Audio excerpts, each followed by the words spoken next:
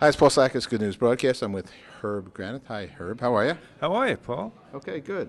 Herb is the chairman emeritus for ESPN. Yeah. And congratulations to that. Thank you. So, did you help found ESPN? We developed it. It was actually started by a man by the name of Rasmussen with a very different idea of what ESPN was going to be at that time. And I was with ABC. We had already started what is now A&E and Lifetime. And I had come out of ABC Sports. Thank you, sir. So a natural thing was to start a 24-hour sports network. And somebody called me and said, you know, there's something up in Bristol, Connecticut. It's not much, but it's a start. Why reinvent the wheel? So I drove up to Bristol, Connecticut. I was impressed with what I saw. It wasn't much. I think we had 1 acre at that point with one cinder block building. Now it's probably, I don't know, 100 acres maybe. But so we negotiated a deal with Getty Oil Company, which had put some money into it, and then eventually took it over.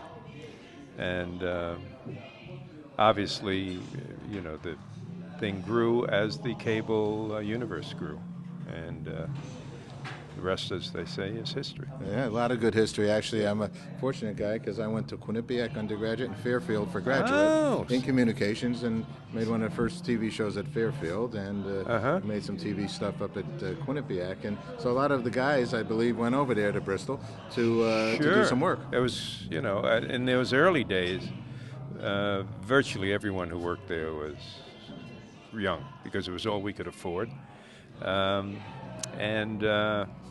But it was, there was a spirit and a conviviality which was infectious. Well, it seems to be so infectious that I think you're up to ESPN's 956 channels. Every day there's another 57, channel. I think. There was another one today. So it's, would you say it's, in fact, I watched a movie yesterday. It was a very funny movie called Dodgeball. And they were even saying, we're ESPN, another side of ESPN, covering, sports that maybe are not, the three top ones. Well, that's true. Well, actually, the thing that put cable programming per se on the map was when ESPN got the NFL football rights. That put cable programming right into the big leagues. And, we were supported. We went to the cable operators and said, it's going to cost us a lot of money, and we're going to need your support to do it. And they did. They stepped up, and of course, I just read this morning's ratings for last Monday night's game. The third highest rating ever in cable. For just a Monday night game. Well, I think. Do you think that sort of the sports is one of those areas that people can get some frustrations out of? A lot of people have a little bit of a frustration going on right now. Yeah, I remember well when we were first starting, and I'm talking now somewhere around 1979, 1980,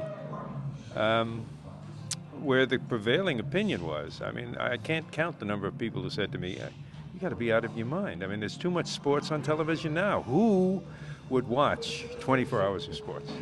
All right, well. So you had to believe. There you go, and that's what it's all about. And it's bringing a lot of happiness and joy to a lot of people. Congratulations on your Thank you much very much. Deserved success. Okay, thanks a lot. Thank you. Bye-bye.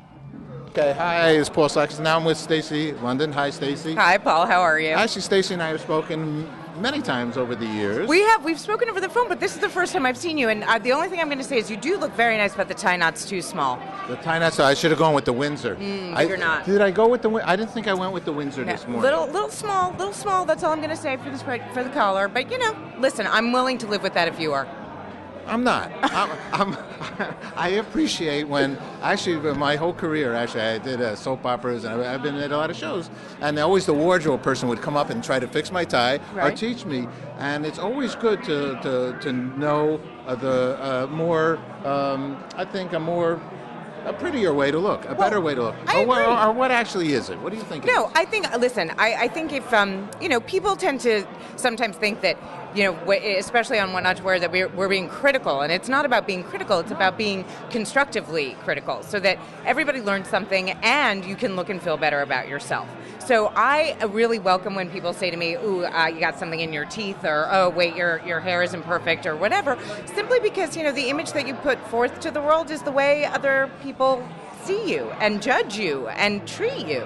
So, I'm a big fan of always trying to judge people up. Well, I like that. I call it constructive criticism, and so it takes the word of criticism. It's constructive assistance. Absolutely, and the more you know, the better you're going to look. The better you look, the better you're going to feel. The better you feel works on your self-esteem. I feel so much better now. Good. Tell us about your show. What Not to Wear. We are in our 7th season. Well, we're actually shooting sort of 7.5, I guess, right now. We took a little hiatus. New episodes start airing again in, I believe, December or January. And there are some whoppers, so it is really going to be quite the season. Okay, give us an example of what's going on in the show. Oh, let's see. Well, we just did a makeover on a real-life practicing witch from Salem, Massachusetts, and a bodybuilder as well, who could beat me up very easily. She could have had me for breakfast, pretty much. So how do you make over a witch? Oh, can we just say hi? Are we allowed to bring him in and just say, look, there's the man, the myth, the legend? Oh, wow. There's been no time to prepare. There's been no time to prepare. There's been no time to prepare, and I'm wearing what I probably shouldn't wear, but they're the cleanest jeans I could find. Jeans. I wear a silk jumpsuit. Micro wears jeans. It's a crazy world. Can I get you a drink or anything? No, but I get a kiss. Okay. We got that kiss on camera. That's good. Did we? Okay. Well, hi, Paul Slackus. Hi. Micro. I apologize for interrupting. No, I'm very happy you came over. No, my manners and my wardrobe are on par with one another this evening. So. Well, my tie was off. I should have gone with a Windsor, I was told. It's not bad, but I just picked this up at J. Crew, and I feel like an escapee from a boarding house school or something. But I'm doing what I can. A regiment tie, they used to call that, I believe. Is that right? Yeah, rep tie. Well, then... I was best dressed in high school. I'm just going to say I'm probably the best accessory either of you could have. So there's that. Right. Stacey, you have a website also. Well, actually, no, I'm on Twitter, Stacey London Says. That's where you can ask me fashion questions, and I respond to all of my tweets. So if you have a dire emergency, I'm a tweet away.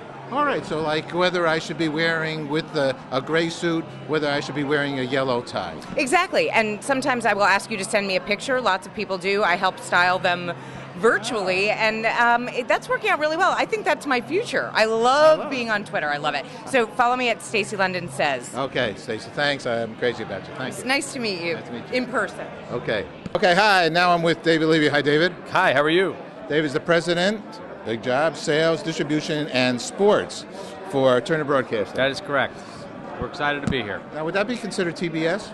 TBS, TNT, CNN, Cartoon Network, Adult Swim, all of our brands. TCM, Turner Classic Movies.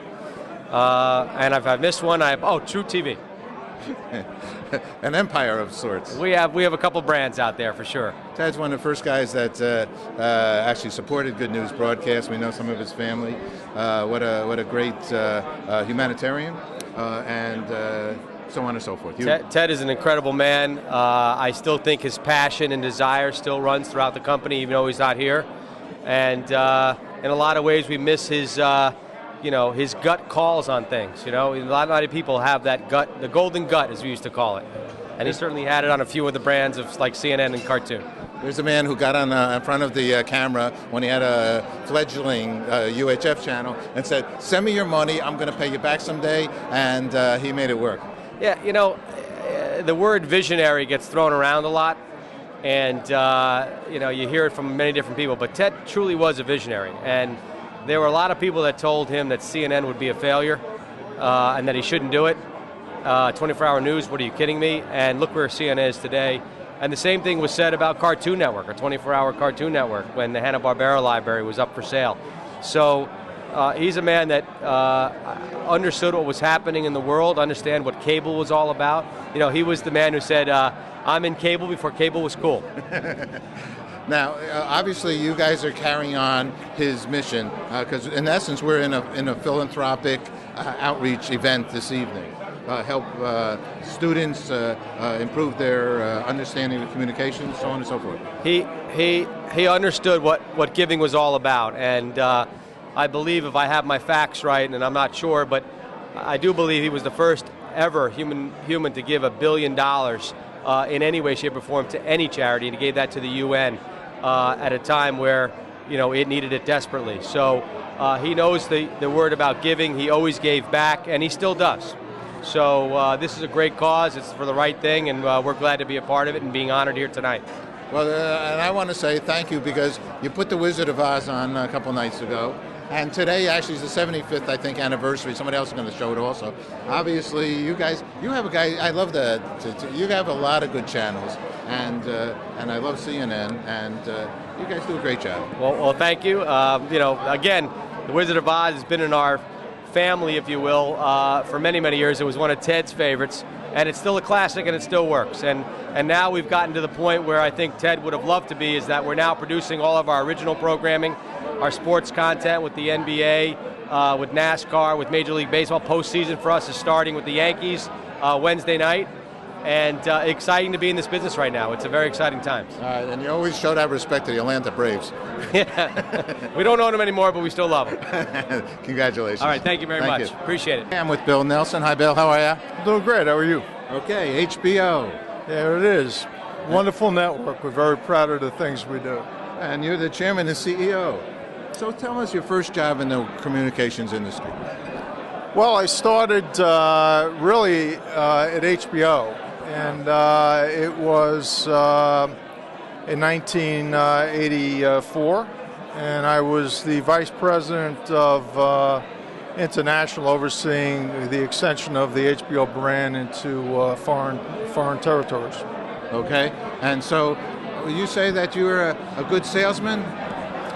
Well, I think we've done pretty well over the years, so that'll answer itself. The type of product that you guys have been putting out over the years is varied. I think we have one of the stars on Curb Your Enthusiasm, and yeah, Susie Essman is with us this evening. Right, who's a riot and a riot. She is a riot. And one more time a riot. She's writing a book, by the way. It's coming out, I believe, October 13th. Oh, is that so? Yeah. What would Susie say? What's it called? What would Susie say? She is such a mensch, as Larry David might say. She is. She's fantastic. It's a lot of good stuff. We're very happy to have her in our family. You've diversified, I would say, from day one. Wouldn't you say, over the years, of the kind of content? Well, yeah. I mean, in the beginning, it started with a poker fest, and now we have the majority of licensed Hollywood movies, and we have a wealth of programming forms, from miniseries to series to sports programming to documentaries. And even within those formats, we have many, many different genres, whether comedy or drama, and it's been quite successful for us. You've also been, which makes it appropriate for you to be here at a philanthropic event and an organization with fellowships and helping the young and different diversity people. I know you did that show with Gandolfo. You did that, what do we call it? Wounded Heroes or? Alive Day Memories? The one with Gandolfini. Yes, with the Iraqi veterans who were severely injured. Yes, both physically and also emotionally. Yes. You take on you're not afraid to share concerns of our planet Earth. In fact, you did Planet Earth too, I think. Tom Hanks, didn't you? Not Planet Earth. We did Band of Brothers. We did Earth to the Moon, and we're now working on Pacific Theater with Tom Hanks. No, I mean, to your question, and maybe more specifically related to companies that should give back, HBO is done that for many, many years, and it did for many years before I came there. And, we've touched on a number of topics, and the one that you selected, the price of freedom in this country and the service and sacrifice that our servicemen and women make. And I think that Jim Gandolfini was touched when he went down to Bethesda to visit some of the wounded, which was the genesis for him wanting to do Alive Day Memories with us.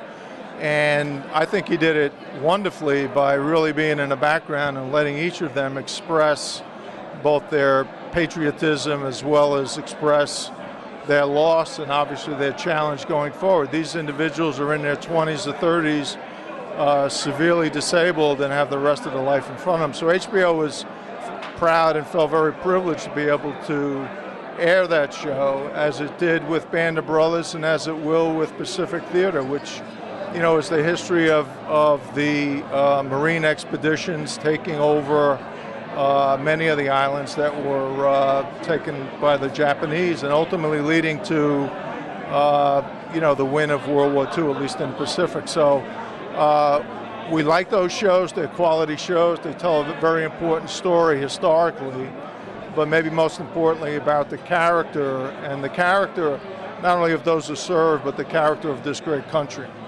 Well, I want to say, and I'll say it publicly right now, because I went up, I interviewed Sergeant Tommy Ryan.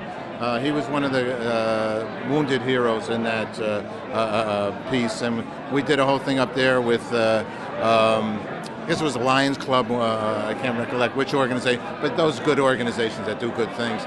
And they showed his piece from the show. I asked HBO if I could put it into our Good News show. You guys said yes. I'm glad we did. Yeah, it did. I was hoping you weren't going to say we said no. No. We only do good news. It's all about good things. And actually, good. I got a lot of my buddies are working with you over there. Yeah, well, company. You know, it's I said it's up to the companies to give back. The company is nothing more than individuals, and I will tell you that. And I'm sure this is true for many, many companies in this industry.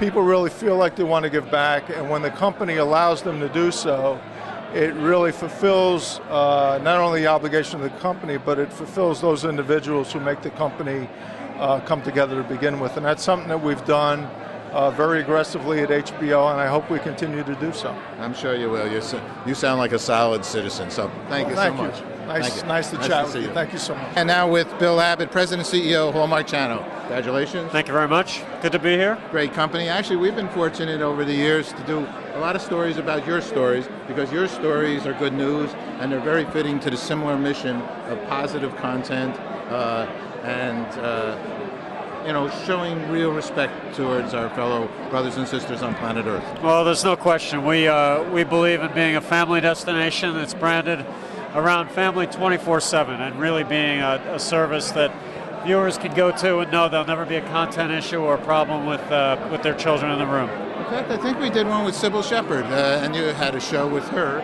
I can't remember what the name of that one was. We have a movie, Mrs. Washington Goes to Smith, that Sybil is in, that is family friendly, and it was very highly rated, as a matter of fact. I only say that because I do so many interviews. Sometimes I get all mixed up. I love the one where you had the Florida family. What was the name of that? Many Fences. Which one? Yes. Yes. Yeah. Oh, what a good show. Yeah. We've had a lot of very high-rated original movies. We do 25 to 30 a year. We're in a very good position overall corporately in supporting that family-friendly agenda. Tell us about your programming for those that might not have seen it in general. A mix of original product, acquired series, really an oasis in a landscape in which even broadcast television is very much has content issues at 8 o'clock. We provide the viewer a safe haven to always have family-friendly quality product. That was the name of the show, Safe Haven. Yes. That I recollect. Hallmark, a wonderful company, and has been around for many years. Are you still connected in some way with Hallmark? Yep. Hallmark is certainly, the brand is a 100-year legacy. Hallmark Hall of Fame has a 50-plus year legacy of producing quality family product. They are a strong supporter and own 70% of the channel. Okay, and great. And your career in the world of television, has it been extensive? It's been extensively in family. 20-plus years I was at the Family Channel prior to being at Hallmark. So Hallmark for 10 years, family for 12, and I know the genre pretty well and what to do.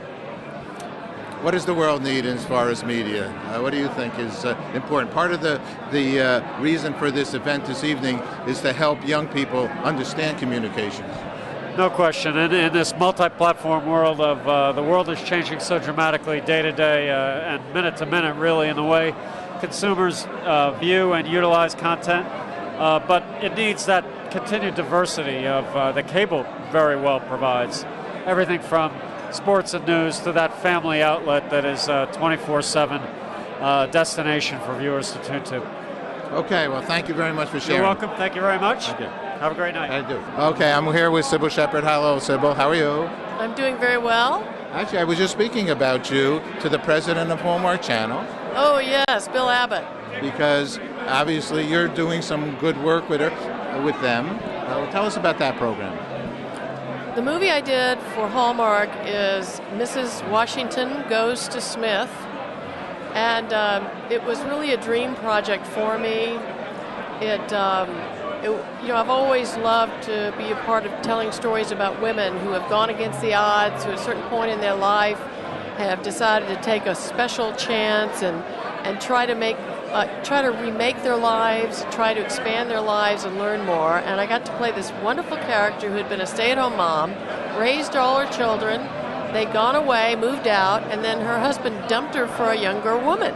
So she's at odds. She's at loose ends, and she decides to return to Smith College, where she had dropped out before senior year, and complete her degree in part of a real program there called the Ada Comstock program. And so the other thing is, if somebody said to me, what would you like to, well, one of my great mentors, Stella Adler, once said to me, play what you haven't lived, it'll help you with your life. And so if you'd ask me, what are the things I haven't done in my life that I really wish I had? I always dreamed that someday I'd go back to college and get a degree. I always dreamed that I would have played on a college basketball team and made the winning shot. I always dreamed that I would steal a younger man from an even younger woman. Thank you, Hallmark. I could just sit down and listen to you for a couple hours straight because you have a lot to say. You've done some other. Did you do other ones with Hallmark, or was it Lifetime? I know you did other serious-minded issues. Remind me. I'm trying to. Of course, was it a rape one? Was it a? It was some. Well, I did the L Word. I started on the L Word, which was a groundbreaking series about women who love women, for 3 years on Showtime. Also, politically, I marched on Washington 3 times. Once for gay and lesbian rights, and twice for reproductive freedom for women. So my stand on civil rights and in general, people are aware of that. But as far as the films go, I'm starring on the new ABC series Eastwick. I have a guest starring role. I premiered last night, and a little teaser of a part, but I get to play this great witch. Somebody just told me Stacey London said that she's remade a witch into looking, I don't know, better or not better. So what did you look like? You can't look like a witch. You're too beautiful. The good witch. Well, I do some bad magic. My character does some bad magic, but you can be beautiful and do bad magic. Like, who was that, the wicked queen who was so jealous of Snow White? Who's the most beautiful in the land? And it kept coming up Snow White instead of her. She was an evil queen, wasn't she? There you go. Do you know today's, I think, the 75th anniversary of The Wizard of Oz? No. Yes, I believe so. Oh, I love that movie so much. And they're broadcasting it, for the world to see. Yeah, for free. That's a beautiful thing. Yeah, it's a good thing. So, remember Bruce Willis? Yeah, I do. You guys were so funny together. I'm so proud of the little tiny bit I had with helping Bruce get the break of doing Moonlighting.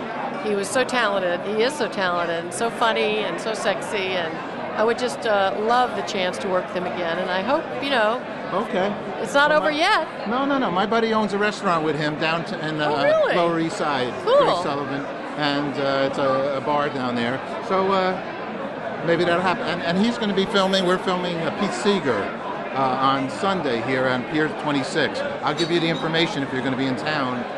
Maybe you'd like to, because Pete has a similar soul that you do. That is the greatest compliment you could ever give me. About rights for us human beings. Right. All right, so thanks. Nice to talk to you. Thank you so much. Wonderful to see you again. Great seeing you. I'm with Jim Cramer. Hello, Jim Cramer. How are you doing? All right, you called this CNBC's Mad Money. Yeah, Is that exactly. Mad Magazine? Well, I would like to do a magazine if magazines made money, but they all seem to be closing, so I don't want to get into that dead tree business. There you go, and it's actually, Mad's coming down only going to be quarterly, which is not good news for us Mad-aholics. No. Actually, Jim, you might not recollect, but it's a good news broadcast. We interviewed you a couple times over a long period. Well, I hope I was presentable. It was audio, and so I have no idea whether you were presentable. I got the face for radio, it's often said. But intelligence-wise, yes. Oh, good. Okay, good. You had a lot of good things to say. Thank you. So what do you think about an event like this? Look, this is an unbelievable charity. I got a daughter who is a freshman, okay? If she wanted to be a journalist these days and I had not had the success, so to speak, she would not be able to have her dream. The dream is off the table at $55,000 a year. This charity allows the dream brought back. Now, for as many people, for far more people than we ever thought could be, the dream is too expensive without this charity. Okay. And it is a dream. We all know it. It's a great thing to be a journalist in this country. And you can't afford to get the schooling anymore without something like this organization's help. And there is a reality here that, in essence, we are not taught about communications. We are not taught about media. We are not taught about journalism. Actually, until you go to graduate school even, almost. I have to tell you, there's a program at Summit High School where my kids go to school. And we have spent a great deal of time and money. It's a journalism program. And yes, we have a program and we have a TV room and we're giving cameras and we're interviewing behind the camera in front. And it's the most exciting thing I've ever been involved in for one particular reason. So many kids want it, but there's no education for it outside of this school. I looked around all over the country and I said, you know what, what's the model program? There wasn't one. No one does it. It's crazy. Well, I'd be interested in learning more. Actually, I just left the Summit High School. Summit Station because I go out to my yoga class and right out there. We have a nice Bikram place. Okay. So let's talk about that. Okay, Summit High School. It's going to roll out next year. I think it's going to be the model program for the country. All right, I love it. Okay, let's go and figure out how we can get the word out with more public relations. That's what it needs. Well, what I discovered is, and the fabulous superintendent of our schools agreed, that with the web has come a deceit, a conceit, a world where you could propagandize, you could spread things that look like truth. The goal of the program is to allow people to discern truth from fiction. Propaganda, no. Facts, yes. And people are having a hard time, younger people are having a hard time discerning truth because of the mask of objectivity on the web. So the program is designed to help people understand what journalism is, which is to try to get at the truth. That's the heart of our whole business. It's the heart of what we do. Thank you, man. Thank you. All right, thank you very much. David Saslow. Hi, David. How are you? Hey, how you doing? All right, good. Discover. Communications? Is that correct? Do I have it right? Discovery. All right. Discovery Communications. Congratulations. You're overseeing that. How's it going? It's going good. We're a nonfiction media company. We got about 13 channels here in the U.S. and we're fighting the fight. We're trying to put great programming on that people want to watch. We're here tonight for a fun celebration. IRTS is celebrating some of the success we've had at Discovery, so it's a fun night. Tell us about the channels. What channels are they? Discovery Channel, TLC, Animal Planet, Science Channel. We have a channel called ID, a channel called Planet Green. We have Discovery Espanol, Military Channel. We have about 13. We have a lot of channels. And you do a great job at it, by far. Thank you. I enjoy watching your shows. I started, I guess I helped start Nature Series on PBS many years ago. We do a lot of those kind of programs and you now. do a ton of it, and thank God, because we're all in this together, the animals and us. Thank you, David. Good. Nice to meet you. Nice to meet you. Take care.